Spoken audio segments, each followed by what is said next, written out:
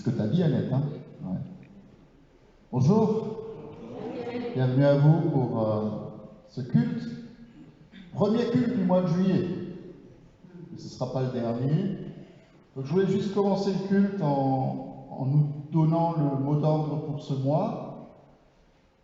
Moi, j'aime bien cette parole du premier livre des rois où il est dit que l'ange de l'Éternel vient toucher Élie.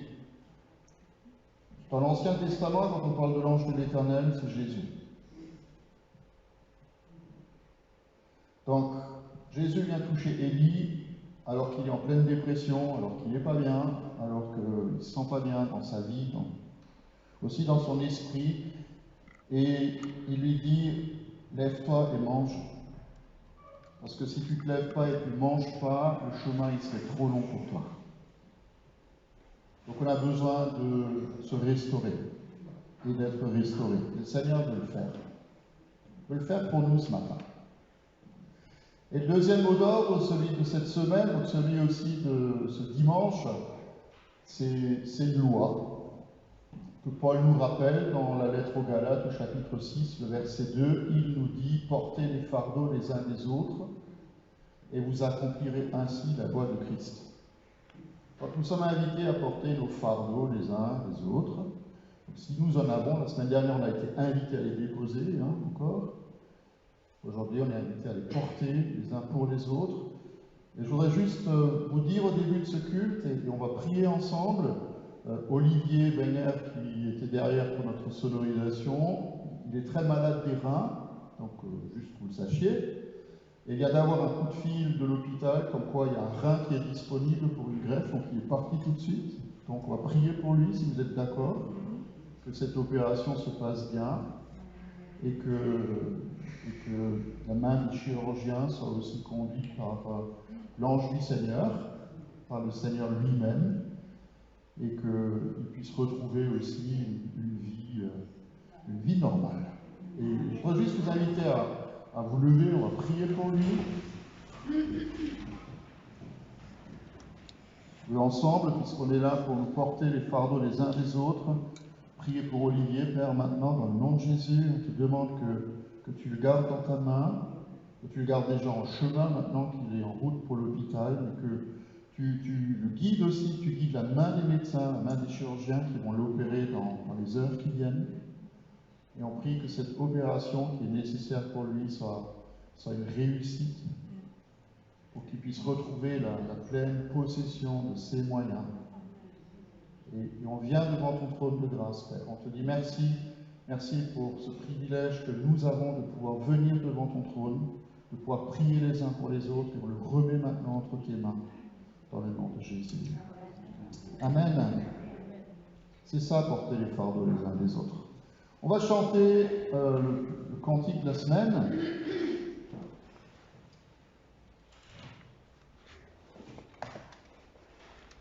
Oh Jésus, tu nous appelles à former un même corps, ben c'est ça. On est un même corps.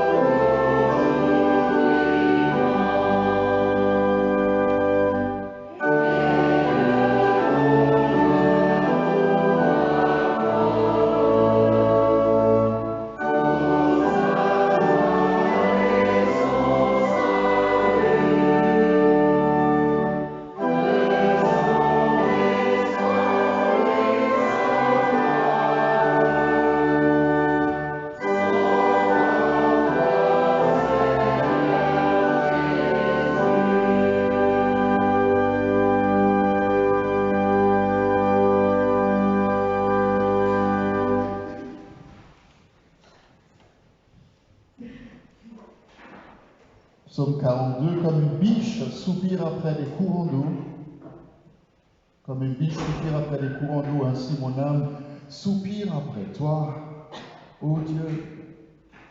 Mon âme a soif de Dieu, du Dieu vivant. Comment pourrais-je me présenter devant Dieu? Mes larmes sont ma nourriture, jour et nuit. Parce que sans arrêt, on me dit, mais il est où ton Dieu? Moi, je me rappelle avec émotion l'époque où je marchais entouré de la foule, où j'avançais à sa tête vers la maison de Dieu, au milieu des cris de joie et de réjouissance, au milieu de cette multitude en fête. Alors pourquoi être abattu, mon âme, et gémir en moi? Pourquoi être abattu, mon âme, et te plaindre? Espère en Dieu, espère en Dieu, car je le louerai encore. Il est mon salut et il est mon Dieu. Pourquoi être abattu, mon âme? Pourquoi gémir en moi? Espère en Dieu, car je le louerai encore. Je le louerai encore. Il est mon salut et mon Dieu. Amen. Alléluia. On va chanter en ton nom, Seigneur, nous sommes là, rassemblés en ton nom. Et on va essayer de chanter après en canon. On verra si ça va.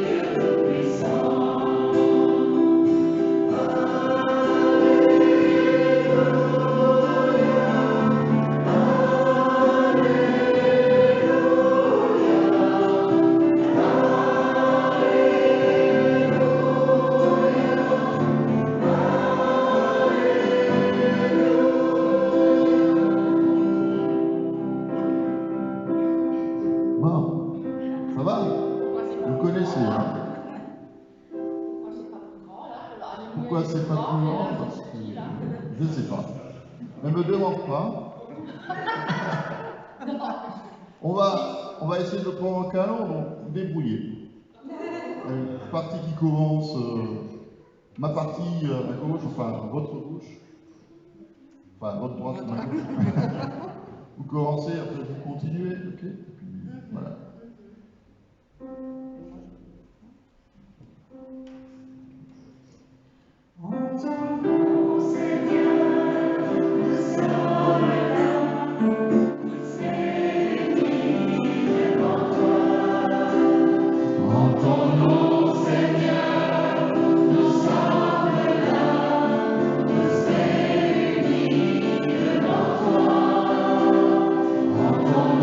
Seigneur,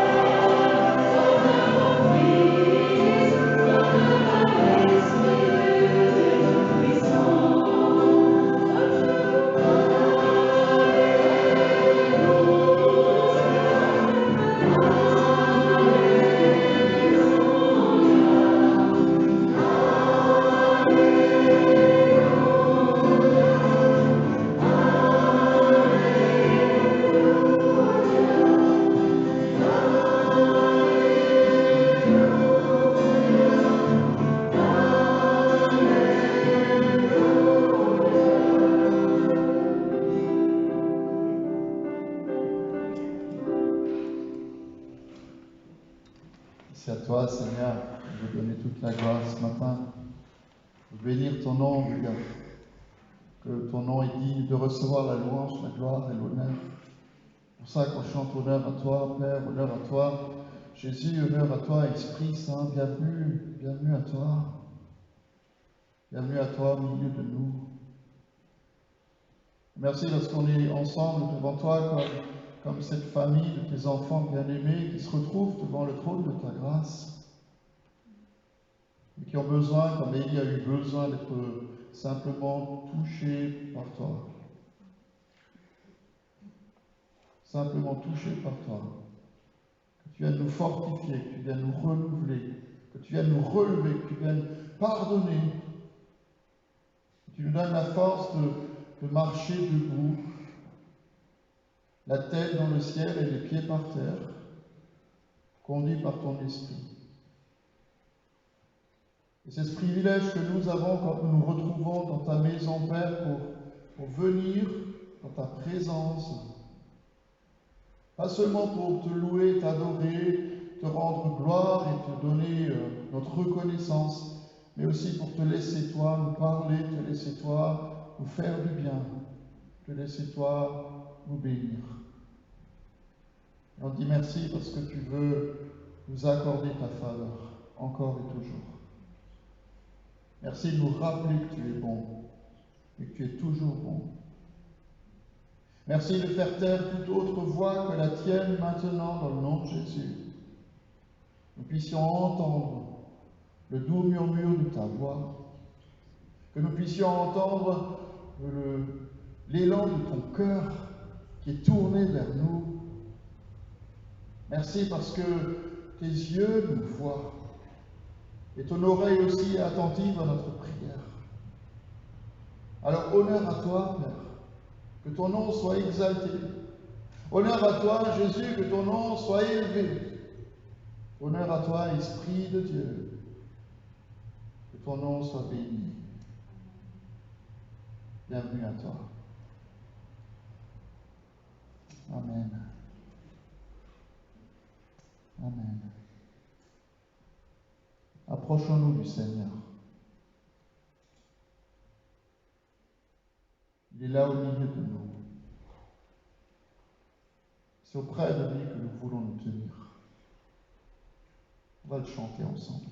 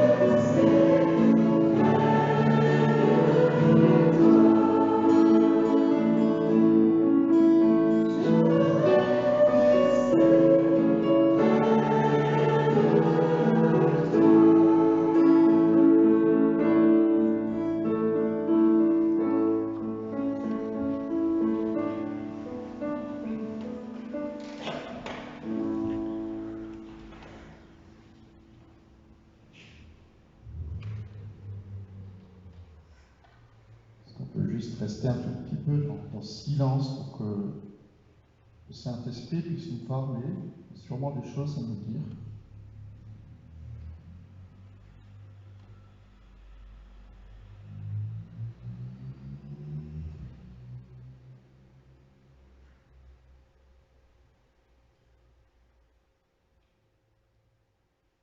Parce que si nous nous tenons devant toi, Père, c'est aussi pour que tu nous parles, que tu parles à nos vies. Merci de tellement nous aimer, merci de tellement nous aimer que tu veux nous faire du bien chacun.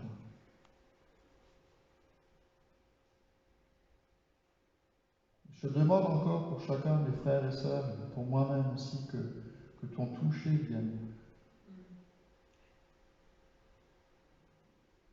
Que ton esprit descende sur nous, et qui descend en nous. Lui qui sonde les profondeurs de nos vies. Lui qui veut nous aider à grandir dans notre foi, dans notre confiance que nous plaçons en toi.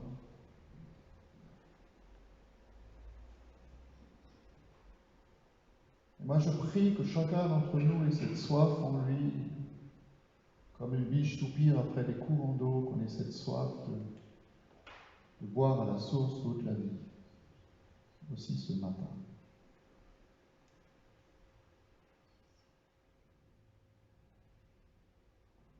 Amen.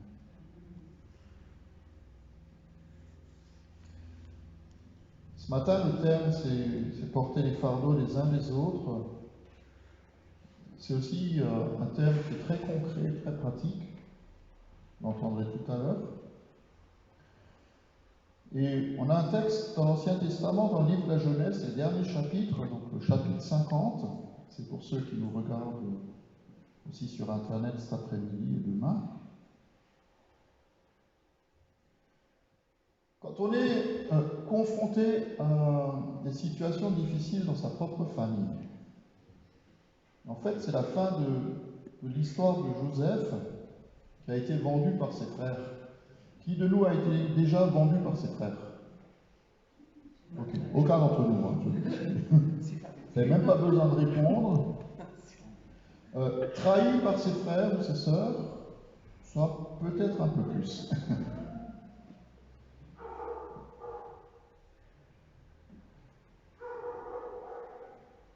Ok. Ah, je croyais que c'était notre chien. Quand les frères de Joseph virent que leur père Jacob était mort, ils se dirent, si maintenant Joseph nous prenait en haine et nous rendait tout le mal que nous lui avons fait. Et ils firent dire à Joseph, ton père a donné l'ordre suivant, ils sont malins. Ton père a donné l'ordre suivant avant de mourir, voici ce que vous direz à Joseph, oh, pardonne le crime de tes frères et leur péché, car ils t'ont fait du mal. Pardonne maintenant le crime de tes serviteurs du Dieu de ton père. Alors Joseph pleura à l'écoute de leur message. Ses frères vinrent eux-mêmes se jeter à ses pieds et dire, nous sommes tes serviteurs. Et Joseph leur dit, mais n'ayez donc pas peur. Est-ce que moi, en effet, je suis à la place de Dieu? Vous aviez projeté de me faire du mal, mais Dieu l'a changé en bien pour accomplir ce qui arrive aujourd'hui, pour sauver la vie à ce peuple nombreux. Désormais, n'ayez plus peur. N'ayez plus peur. Je pourvoirai à vos besoins et à ceux de vos enfants. Et c'est ainsi que Joseph, lui, les réconforta en parlant à leur cœur. Vous savez comment on appelle ça? Tout simplement le pardon. On va y revenir. On va continuer un petit peu, on va remettre une couche supplémentaire. Jésus dit dans l'évangile de Luc au chapitre 6, « Je vous dis à vous qui m'écoutez ». Donc, essayez juste d'imaginer que je suis la voix de Jésus. C'est compliqué, je vous l'accorde, mais quand même, essayez. À vous qui m'écoutez, donc, aimez vos ennemis. Faites du bien à ceux qui vous détestent. Bénissez ceux qui vous maudissent. Priez pour ceux qui vous maltraitent. Si quelqu'un te frappe sur la joue, tends-lui l'autre. Si quelqu'un prend ton manteau, ne l'empêche pas de prendre encore ta chemise. Aimez vos ennemis. Faites du bien. Prêtez sans rien espérer en retour, votre récompense sera grande et vous serez fils du Dieu très haut, car il est bon pour les ingrats et pour les méchants. Soyez donc pleins de compassion, tout comme votre Père aussi est plein de compassion. Ne jugez pas et vous ne serez pas jugés, ne condamnez pas et vous ne serez pas condamnés, pardonnez et vous serez pardonnés. Donnez et on vous donnera. On versera dans le pan de votre vêtement une bonne mesure, tassée, secouée et qui déborde, car on utilisera pour vous la même mesure que celle dont vous serez servis. Et il leur dit aussi cette parabole, est-ce qu'un aveugle peut conduire un autre aveugle? Ne tomberont-ils pas tous les deux dans un fossé? Le disciple n'est pas plus grand que son maître, mais tout disciple bien formé sera comme son maître. Alors pourquoi vois-tu la paille qui est dans l'œil de ton frère et ne remarques-tu pas la poutre qui est dans le tien? Ou comment peux-tu dire à ton frère, frère, laisse-moi d'abord enlever la paille qui est dans ton œil, toi qui ne vois pas la poutre qui est dans le tien? Hypocrite! Enlève d'abord la poutre de ton œil, et alors tu verras clair pour retirer la paille qui est dans l'œil de ton frère.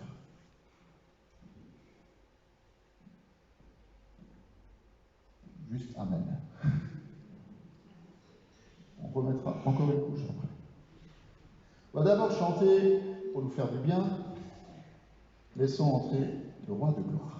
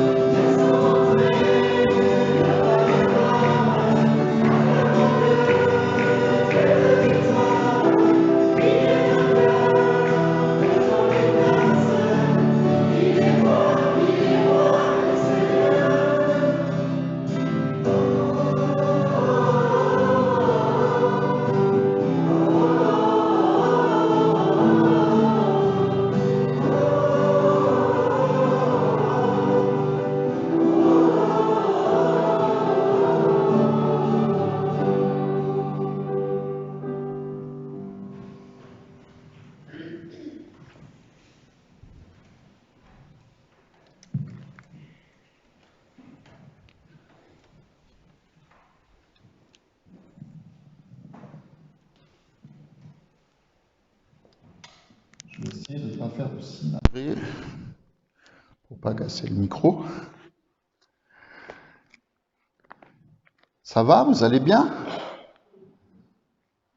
J'espère que vous irez encore mieux tout à l'heure, quand on aura partagé le texte de ce jour. Vous savez que l'avantage avec la Bible, c'est qu'à côté des 60% du texte qui sont des récits, des histoires, des événements, des miracles de Dieu pour les hommes et les exploits des hommes pour Dieu, il y a aussi une grosse partie de texte qui nous aide ou qui veulent nous aider dans notre vie quotidienne et notre vie spirituelle. Et c'est pas seulement des lois et des règles et de la morale comme on pourrait le penser, mais ce sont de vrais bons conseils pour vivre heureux. De vrais bons conseils pour vivre heureux. Ce qui fait que la Bible, c'est un livre passionnant, c'est un livre exaltant, mais qui est aussi concret et pratique. Donc on va être un tout petit peu concret ce matin. Je vais vous donner un exemple. Par exemple, le psaume 1, premier psaume, nous dit que le secret du bonheur, c'est de ne pas suivre le conseil des méchants, de ne pas s'arrêter sur le chemin de ceux qui se moquent, ni de s'asseoir en leur compagnie. Donc, on est pratique, regardez autour de vous. Puisqu'il ne faut pas s'asseoir en compagnie des méchants.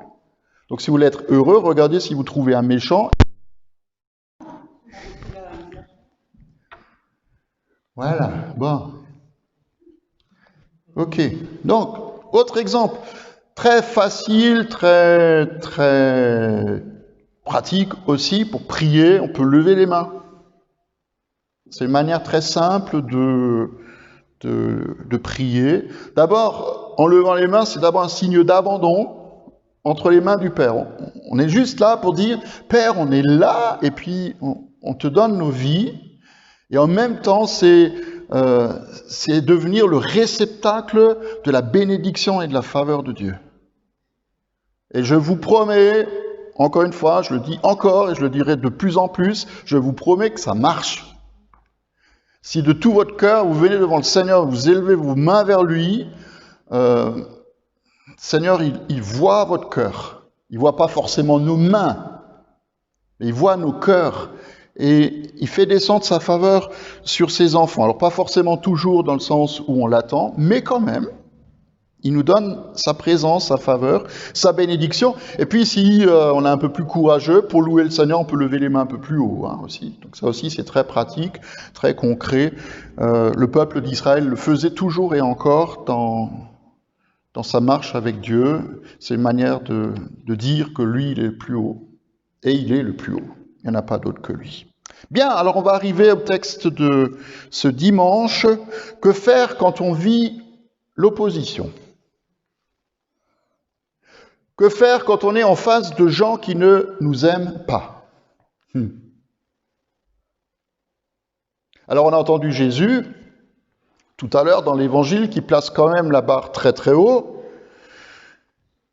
Et il faut de nouveau qu'on regarde un peu autour de nous et qu'on arrête de chercher la paille qui est dans l'œil de celui ou de celle qui est assis à côté de moi.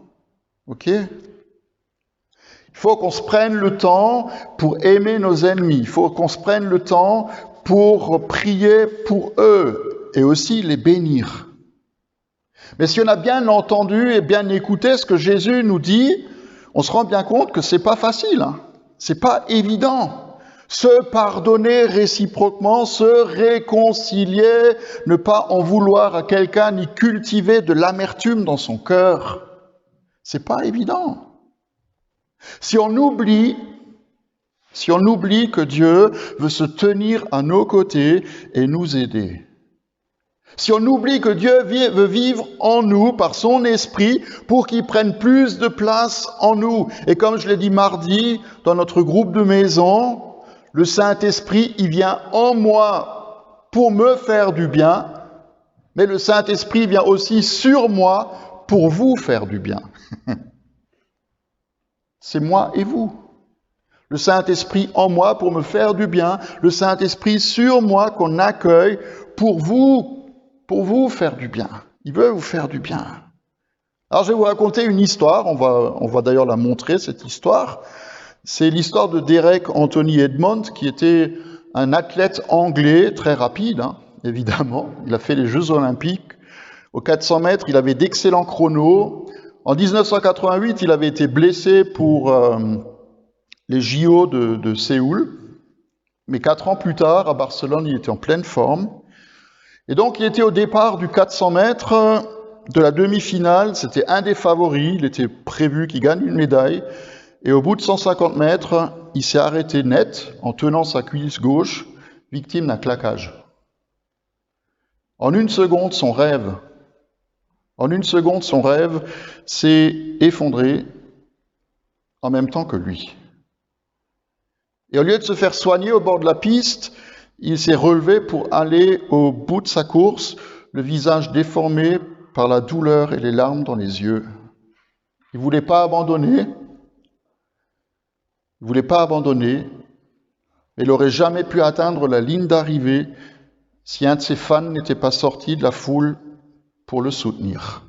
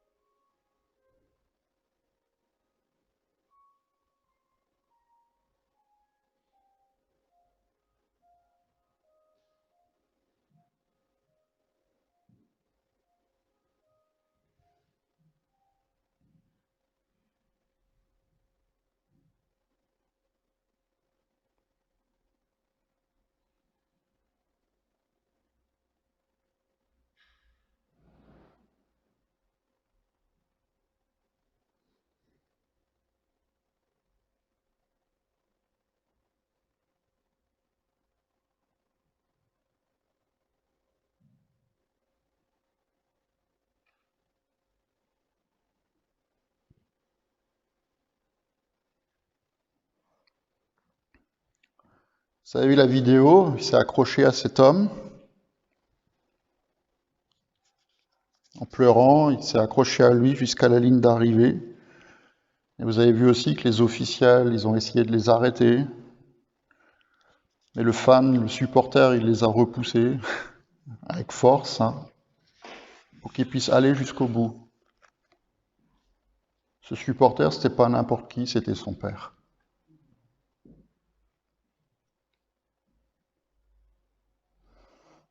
C'était son père.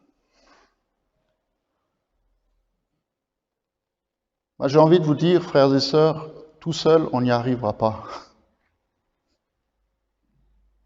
Les papas, paps, comme disent mes enfants, daddy, le père, il est avec nous, même quand on échoue. ne veut pas nous laisser par terre parce qu'on l'aurait bien mérité. Il ne veut pas non plus essayer de nous donner une bonne leçon en nous faisant vivre des choses difficiles. Et rappelez-vous tout à l'heure ce qu'on a entendu de Joseph, le mal que vous aviez projeté de faire qui s'est transformé en bien. Rappelez-vous, la semaine dernière, on a partagé l'histoire du fils prodigue, où le père, il accueille ce fils qui rentre à la maison. Le père, il voit bien nos imperfections, il voit la paille, il voit la poutre, il sait pourquoi on n'y arrive pas. Mais ce n'est pas une raison pour lui de nous condamner, parce que nous sommes ses enfants, ses fils et ses filles. Et alors, on va essayer.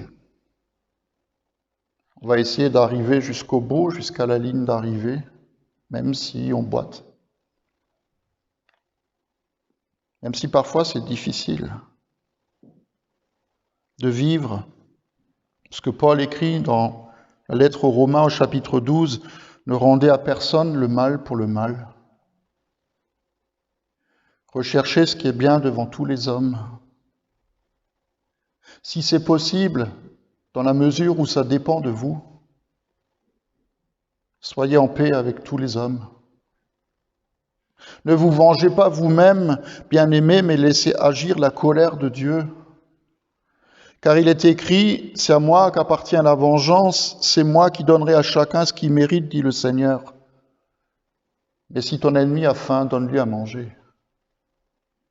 S'il a soif, donne-lui à boire, car en agissant ainsi, tu amasseras des charbons ardents sur sa tête.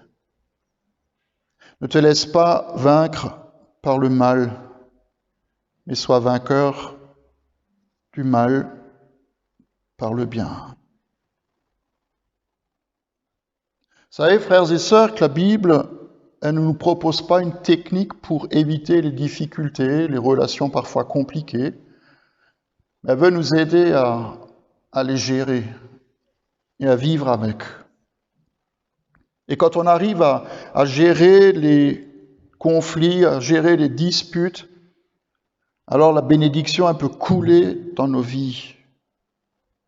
Il y a beaucoup de gens qui citent à tort et à travers ce verset qui est très connu, qui dit là où 2 ou 3 se mettent d'accord pour demander quelque chose au Père, cela leur sera accordé parce que là où 2 ou 3 sont rassemblés en son nom, il est au milieu d'eux et ils oublient que le contexte de l'exaucement de la prière, si on est 2 ou 3 pour demander quelque chose, c'est quoi le contexte? C'est le pardon.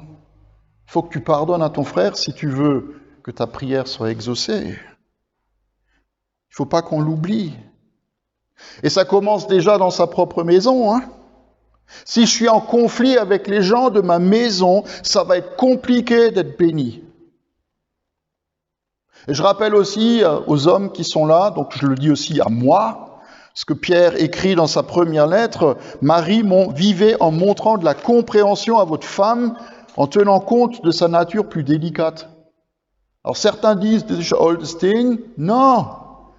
Mais tenez compte de sa nature plus délicate, montrez-lui de l'estime, car elle doit hériter avec vous de la grâce de la vie. Agissez ainsi afin que rien ne vienne faire obstacle à votre prière. Si j'estime pas mon conjoint, alors je pourrais aussi dire pour les femmes, parce que le début de ce texte, c'est « Femmes, soyez soumises à vos maris », vous savez pas. D'accord ? Mais est-ce qu'on réalise que la parole nous dit, si j'ai de l'estime pour mon conjoint, si je le supporte dans le bon sens du terme et je l'encourage, et je suis là pour lui dire qu'il est beau, qu'elle est belle, la bénédiction, elle va couler en moi et ma prière sera exaucée. Mais si je ne donne pas d'estime, si je ne montre pas d'estime vis-à-vis de mon conjoint ou de mon frère ou de mon prochain ou de celui qui me déteste, il va se passer quoi ? Ça va fermer le canal et le puits de la bénédiction. Et Pierre, il continue, il dit, « Ayez tous les mêmes pensées, les mêmes sentiments, soyez pleins d'amour fraternel, de compassion, de bienveillance. Ne rendez pas le mal pour le mal, l'insulte pour l'insulte. » Bénissez au contraire. Vous le savez, c'est à cela que vous avez été appelés afin d'hériter de la bénédiction. Alors comme la parole, elle est concrète, j'ai juste plusieurs choses à vous dire. La première chose, c'est que nous ne sommes pas les juges de nos frères, mais nous sommes leurs gardiens. C'est pas la même chose. D'ailleurs, quand Caïn et Abel, ils ont la discussion entre eux, ils se disputent par jalousie. Caïn va tuer son frère et Dieu, il le voit. Dieu voit que Caïn, il a répandu le sang de son frère et le sang de son frère, il crie jusqu'au ciel et Dieu l'interpelle, il lui dit où est ton frère? Où est ton frère? Et Caïn répond, est-ce que je suis le gardien de mon frère? Eh bien oui, mon ami, tu es le gardien de ton frère, mais tu n'es pas son juge.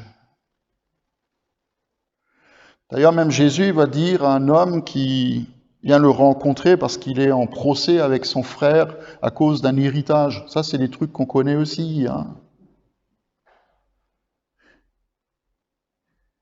va dire à cet homme, mais qui m'a établi pour être le juge de vos affaires? Alors qu'en réalité, c'était son job de rabbin de le faire. Les gens allaient voir le rabbin pour qu'il règle leurs problèmes. Et Jésus dit, c'est pas mon problème à moi. Nous ne sommes pas des juges. Alors il faut qu'on arrête aussi de se juger les uns les autres. Pourquoi? Parce qu'avec la même mesure qu'on aura jugé les gens, on sera jugé en retour. Ce qui fait que la prière du Notre Père, pardonne-nous nos offenses comme nous pardonnons, c'est parfois très compliqué. On est prêt à dire la première partie facilement, pardonne-nous nos offenses. Encore faut-il avoir conscience qu'on ait besoin de pardon. Mais après, comme nous pardonnons à ceux qui nous ont offensés, nous sommes appelés à veiller les uns sur les autres. La deuxième chose, c'est que le Seigneur aimerait guérir notre cœur de tout ce qui s'y trouve de mal. Parce que le mal qui est en moi, il n'est pas seulement contre les autres, mais il est aussi dirigé contre moi-même. Il parle de vengeance ici. Mais si je cherche la vengeance, si je cherche à me venger, c'est à moi que ça va aussi faire du mal. Pourquoi? Parce que ça va m'obséder, ça va me travailler tout le temps, ça va occuper mon attention. On va se dire, mais waouh, qu'est-ce qui pourrait bien lui arriver pour que... Ok? D'accord? La troisième chose, c'est que nous ne pouvons pas éviter les conflits. C'est impossible. Mais nous pouvons les gérer. Et Paul, ici, dans Romains 12, il pose des limites à quoi? Il pose des limites à la vengeance. Elle ne nous appartient pas. Il faut qu'on laisse faire Dieu. C'est Dieu qui rend justice. Dieu est juste. C'est Dieu qui rend justice. Et je pourrais vous raconter plein d'histoires. Je ne vais pas le faire, ce serait trop long. Mais comment Dieu peut rendre justice à ses bien-aimés, qui crient à lui nuit et jour. Et parfois, ça peut être très troublant même. Pourquoi il ne faut pas qu'on se venge nous-mêmes? Pour une raison très simple, c'est que même pour nos ennemis, il y a un avenir qui peut être possible. Parce que Dieu veut aussi leur faire grâce, comme il nous a fait grâce à nous. C'est pas sûr, c'est pas certain, mais c'est possible. Alors il faut aussi qu'on évite toutes les prières psychologiques, vous savez, du style « parle à mon frère pour qu'il change de vie », surtout si votre frère il est assis à côté de vous. Et évitez, ça marche pas trop. D'accord? Il y a aussi des limites à la paix. Moi j'aime bien l'expression « je suis bon mais je suis pas con ». Et honnêtement, alors c'est pas dans la Bible, mais elle pourrait y être. Parce que pour nous, il ne s'agit pas d'être neutre, il ne s'agit pas non plus d'être aveugle, parce que Jésus lui-même ne l'est pas et il ne veut pas que nous le soyons. Et la paix n'est pas toujours possible. Pourquoi? Parce que la paix, elle ne dépend pas que de nous. Moi, je veux bien être en paix, mais si l'autre ne veut pas, eh ben, il ne veut pas. Si l'autre ne veut pas être réconcilié avec moi, ben, tu secoues la poussière de tes pieds et tu le laisses. Il faut que toi, tu sois en paix. La paix, c'est un choix. Mais la paix n'est pas toujours faisable. Par contre, nous pouvons recevoir la grâce en tout temps et en tout lieu d'être en paix, même dans des situations difficiles, parce que Dieu est à nos côtés et qui veut nous aider. Il nous porte jusqu'au bout. Et si vous voulez bien le vivre, alors regardez Jésus. C'est notre modèle. Regardez, Jésus, c'est notre modèle. Il n'a jamais fait de compromis. Jamais. Ni avec la justice, ni avec la vérité. C'est Jésus qui chasse les vendeurs du temple. Et il n'est pas allé de main morte. C'est Jésus qui traite les pharisiens de vieux schnocks. Mais c'est lui aussi qui a empêché les disciples d'appeler le feu du ciel à tomber sur les Samaritains. C'est Jésus qui a jamais cherché à se venger, même sur la croix, qui a jamais cherché la vengeance, ni les représailles, mais qui a laissé faire pour que nous soyons libres. Il nous promet quelque chose qui est extraordinaire, et c'est tellement extraordinaire que ça devrait être ordinaire pour nous. C'est qu'il nous promet de nous donner sa paix. Et c'est ce que nous voulons demander. Je vous invite à vous lever.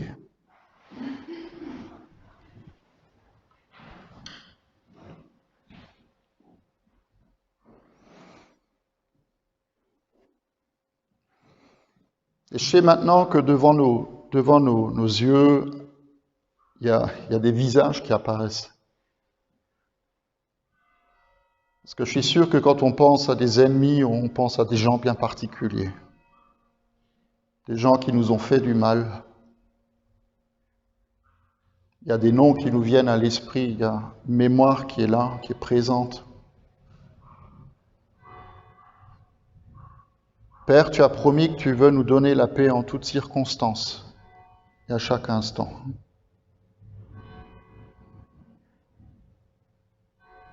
Et on aimerait faire la paix avec tous ceux qui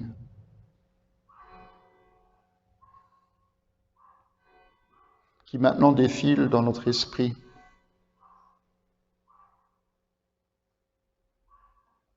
On aimerait te prier que tu viennes apaiser nos pensées, les sentiments que nous avons à leur égard, que tu viennes nous donner la force qu'il nous faut pour pardonner l'offense qui nous a été faite, la blessure que nous avons subie, pour qu'au nom de Jésus, nous soyons libres, libres d'être en paix et libres aussi de choisir de faire la paix si c'est possible. On te prie, Esprit Saint, qui vient en nous pour nous faire du bien, que toi, Esprit Saint, tu ne sois pas seulement en nous, mais que tu débordes de nous et que tu coules de nous, pour que le bien que tu nous fais puisse reposer aussi sur la vie de ceux qui nous font du mal. Nous le faisons par choix, Père, nous le faisons par obéissance à ta parole, en sachant que c'est libérateur pour nous. Alors viens nettoyer nos pensées dans le nom de Jésus. Là où la réconciliation est possible, donne-nous la force de faire le premier pas. Et là où elle n'est pas possible, alors donne-nous la force aussi de secouer la poussière de nos pieds, de les remettre simplement entre tes mains et prier pour que tu leur fasses grâce. Merci parce que tu es à nos côtés et tu nous portes, pour que nous soyons capables d'aimer ceux qui ne nous aiment pas, d'aimer ceux qui sont nos ennemis, d'aimer ceux qui nous font du mal, qui nous ont fait du mal. Merci Père parce que tu veux, au nom de Jésus, apaiser nos cœurs et apaiser nos vies. Et on te dit merci Jésus parce que c'est toi qui veux nous donner la paix que le monde ne peut pas donner ou veut pas nous donner. Et cette paix qui demeure.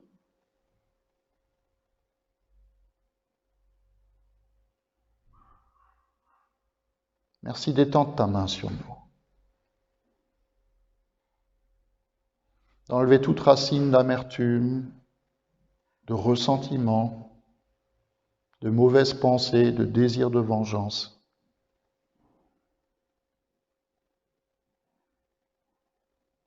Et nous mettons ces choses entre tes mains, en sachant que tu t'en occuperas très bien. Dans le nom de Jésus. Amen.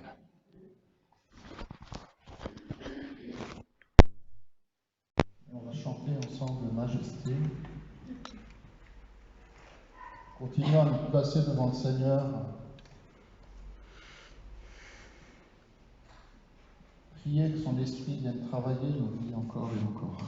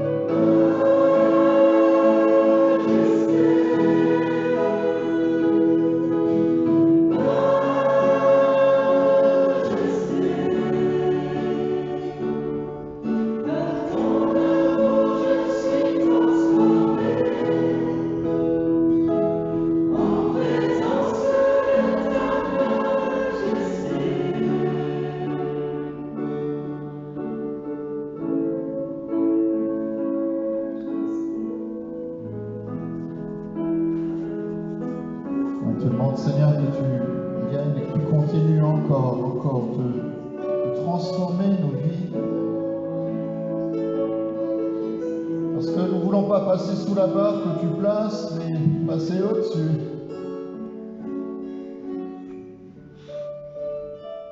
Alors donne-nous de venir devant toi encore, toujours. Et de puiser en toi la force dont nous avons besoin. Pour vivre jour après jour selon ta parole. En portant les fardeaux les uns les autres, en ayant de l'estime pour chacun. En ne jugeant pas celui qui est à mes côtés. En aimant mon ennemi. En appelant ta bénédiction sur sa vie. Seigneur Jésus, nous appelons ton esprit à venir en nous pour nous aider. Et nous prions ton Esprit Saint de venir nous aider aussi à prier comme tu nous as appris à le faire. Pour que nous prenions conscience de ce que nous demandons, ce que nous disons. Quand nous prions notre Père qui es aux cieux, que ton nom soit sanctifié, que ton règne vienne, que ta volonté soit faite sur la terre comme au ciel. Donne-nous aujourd'hui notre pain de ce jour. Pardonne-nous nos offenses, comme nous pardonnons aussi à ceux qui nous ont offensés. Et ne nous laisse pas entrer en tentation, mais délivre-nous du mal. Car c'est à toi qu'appartiennent le règne, la puissance et la gloire, pour les siècles des siècles. Amen. Je n'ai pas beaucoup d'annonces à faire. Juste pour dire que derrière, on a encore des chocolats. Vous allez finir par croire qu'on vous paye en chocolat pour venir au culte. Non, mais il nous en reste quand même encore, donc servez-vous, n'hésitez pas à en emmener. On en a encore, hein. On pourra continuer encore les semaines qui viennent à vous en ramener s'il faut. Donc prenez le chocolat. L'offrande, on la recueille à la sortie, comme on a encore l'habitude de le faire. J'espère que c'est bientôt terminé, toute cette histoire. Mais pour l'instant, c'est encore le cas qu'on fasse comme on fait. Dire aussi que donc, la semaine prochaine, il y a culte ici à 10h. Puis aujourd'hui, c'est le jour de l'offrande annuelle à Maculaire. C'est pour ça qu'il n'y a personne de Maculaire qui est là, hein, je crois, ce matin, sauf Rachel et Jackie, qui ont oublié leur offrande.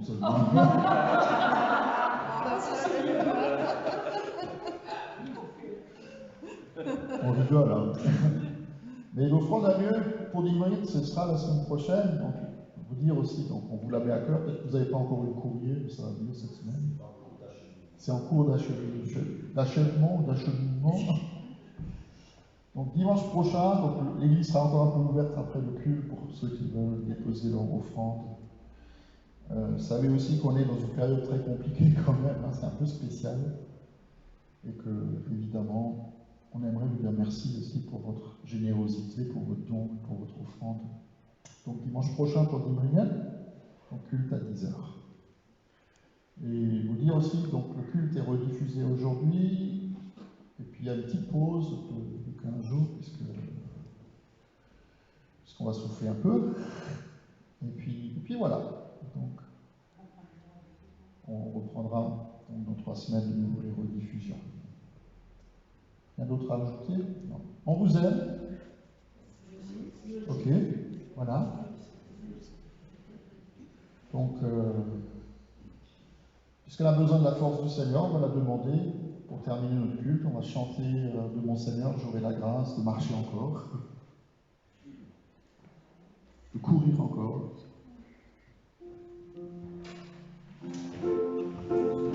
Et je vous souhaite un bon dimanche, soyez bénis, une bonne semaine.